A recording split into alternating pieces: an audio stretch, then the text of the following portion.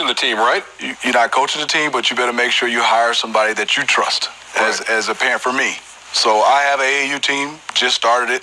Trust in which way, though?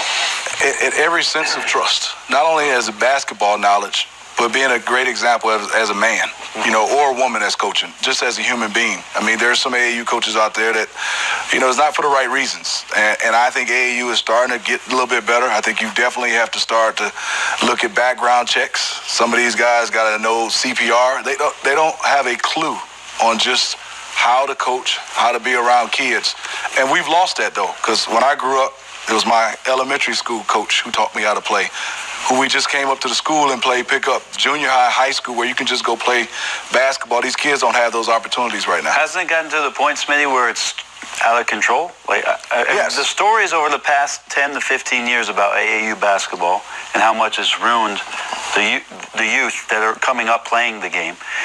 How do you rein it in from where it is now? Because you're talking about one solo act, about getting involved as a parent and somebody you trust, but it seems like it's too big. Well, I will say, to solve. I will say, Brent, there's a whole bunch of great stories out there, but this is the coach who's not gathering up all the kind of talent and win national championship.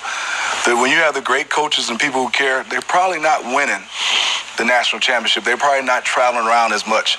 They have a team, they play locally, or they'll go a couple games here and there, but they're not going to be a team in Atlanta that's going to grab 5 kids from Chicago. So you're not going to win unless you gather so much talent. So then you're not talking about those stories. They don't get glorified, the coaches who are doing it the right way. And what do you think their motivation is? For the coaches that you do not like in AAU? Money and greed. Well, money. Is it positions? Is it? Yes. Oh yeah. But that's actually part of the money thing. Yeah. You see it all the time, where it's a package deal for the best players. Like you see guys, some of these guys are coaches, and you're like, and listen, I'm involved now that I'm in the college game. I know some of the college coaches, and they always talk about, well, I can't sign this kid because his coach wants a job. And then the shoe companies, they're steering kids to certain schools, which makes it even more corrupt.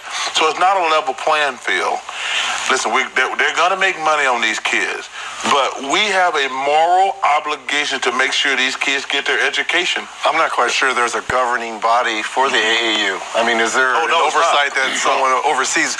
And what's sad about AAU now is when we were all growing up, playing high school basketball was the most important thing. You wanted your high school basketball team to be ranked and to win a state championship and so forth. Now these young blue chip superstars, AAU is the big thing now. That's where most coaches find their talent, is going to these AAU tournaments as opposed to going to your high school and watching you play.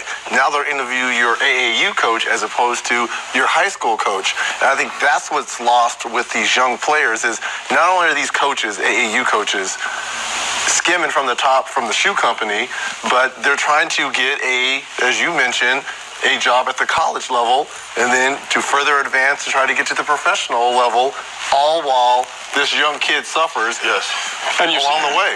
And you see high school teams built now, not really on where you're growing up and where your district is, but how your AAU team can within the guidelines say, you live there and you can play there, and it's getting a little crazy. So C-Web, fix it. That's tough. You got to fix people first. It's a lot of, one thing I think is a result of AAU is bad coaching. And you see guys coming in the NBA, because now if I'm your cousin, I'm Shaq's cousin, hey, big fella, you got to look out for me. Let me coach a team with you, and I know nothing about basketball. That's one of the things I've been seeing, So I think, when I play AAU, and Steve, this is probably maybe true for you coming from Detroit, our coaches were like our father figures. Like, Mr. Montgomery's 83 years old, and Curtis Hervey, those are old guys. So we had to do homework at the house. We would get in trouble. We'd sneak girls over the house. It was like a second parent. And so for a lot of these guys, I see them having buddies. And I don't think it's ever good to be 15 years old with the 25-year-old guy who's your buddy, who doesn't teach you about life, doesn't teach you about the game, but basically is teaching you about the guilt and how to have hanger-ons and all those things, because that's what it becomes. Because some of these guys have no right coaching, some of these guys have no right being around the players. And well, unfortunately, Ernie, I think it's only going to get worse because, these coaches want so much power. They want so much prestige by using the kids. We all make good points, but, the big companies have a lot to do with it also. Like, you know, like if you're like a local kid in the neighborhood and you're a star and, you know, your AAU coach can get you the new Jordans. That's how the coach is going to lure you in. So now that he got you in, you got the new Jordan. He's not really paying you, but in a sense he is paying you. He give you the new Jordan sweatshirt, he give you the new Jordan. So now, and then college coaches have access to the AAU coaches. And, you know, like you said, they're not going to the high schools anymore. They're going to these AAU coaches. So unfortunately, I don't think it's ever going to get fixed. I think it's going to get worse. Why does it continue to thrive when it has the obvious flaws and the obvious red flags that jump out at all of y'all? Because it's all about winning. Well, I don't think there's a governing body, not that I know of. I coached my son's team for about 3 years, and we would play teams where the same kid who played on a different team earlier is now playing on another team in the afternoon. But the biggest problem I saw was that nobody practiced. Nobody practices in AAU. You just go from one tournament to the next. And I think one of the reasons we don't have any real low-post players anymore in the league is because developing a low-post game is the hardest thing to do in basketball. You know, you can dribble around and stuff and shoot and work on your game, but to develop a low-post game takes a ton of work. And all the guys who are coming up through the system now, they never go through that process of developing a post game.